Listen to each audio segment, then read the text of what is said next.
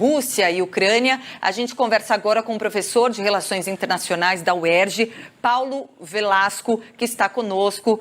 Professor, quero só puxar o gancho já pelo que a gente já está conversando, né, mostrando imagens da Alemanha, um discurso mais cedo do presidente alemão Olaf Scholz, ele que no início foi criticado, inclusive, por não tentar intermediar logo de início esse conflito, mas que na sequência tentou falar com ambas as partes e nada adiantou. Até porque muitos já falam que essa invasão da Rússia era algo premeditado e que essas questões diplomáticas não tinham muito efeito, né?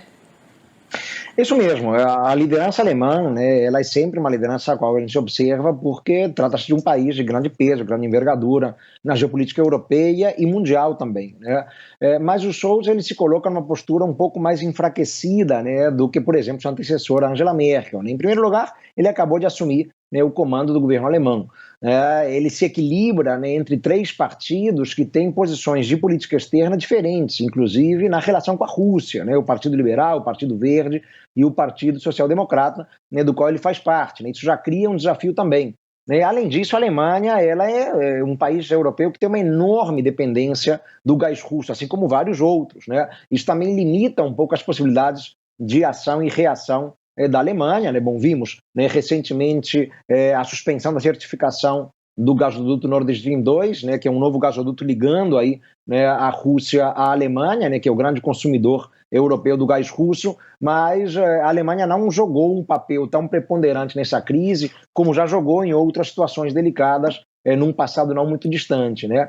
Quem tentou assumir um protagonismo parte da Europa foi o Emmanuel Macron, né, que está muito mais tempo no cargo, já tem uma experiência de vida internacional muito maior, né, e inclusive ocupa atualmente a presidência rotativa do Conselho da União Europeia, né, a França assumiu essa presidência em janeiro, mas também não houve, né, muita possibilidade de chegar ao entendimento diplomático, né, tudo indica de que já de antemão, né, a Rússia estava decidida, né, a fazer esse ataque, né, buscando apenas, né, a oportunidade ideal para fazê-lo, por isso que as várias tentativas de entendimento nas últimas semanas não surtiram efeito.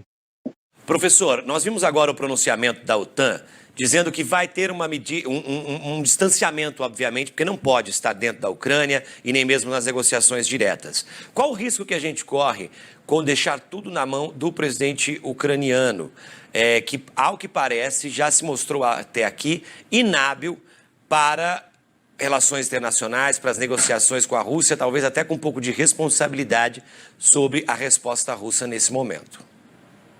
Pois é, percebemos de alguma maneira o presidente ucraniano largado à sua própria sorte, né? O máximo que por enquanto os países ocidentais têm prometido são as sanções econômicas, né, que já foram adotadas nos últimos dias, né? O presidente norte-americano agora fala numa resposta, né, unida da OTAN, mas enfim não terá muito como ir além, né, de um simples aumento dessas sanções econômicas contra a Rússia, e claro, né, a OTAN vai continuar dando suporte à Ucrânia em termos de armamento, algo que já vinha sendo feito nos últimos meses, né. Nesse ponto, aliás, as alegações do Putin estão corretas, né, muito armamento, algo em torno de 600 milhões de dólares em armamento dos países da OTAN. Na verdade, esse valor é só para armamento americano, né, entraram na Ucrânia nos últimos tempos, né, além de outros países também, né, da OTAN fornecendo equipamento militar para tentar dar um pouco mais de musculatura militar, né, a Kiev, né, já na expectativa de um possível ataque e uma possível ação militar russa. Mas não dá para passar muito disso pelo simples fato de que a Ucrânia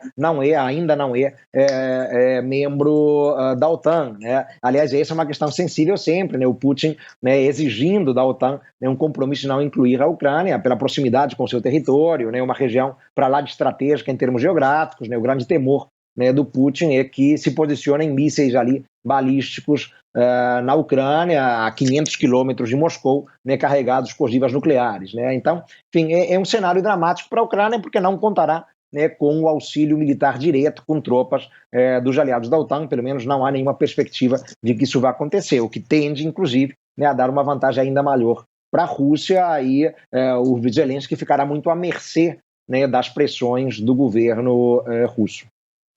Obrigada, professor Paulo Velasco, professor de Relações Internacionais, nos ajudando a entender, né, analisando um pouco mais dos desdobramentos desse conflito geopolítico que, enfim, toca a Rússia, a Ucrânia, países da OTAN e também Estados Unidos. Obrigada, professor. Até uma próxima. Um prazer, até a próxima, bom trabalho para você. 9 horas, 14 minutinhos agora, a gente segue também.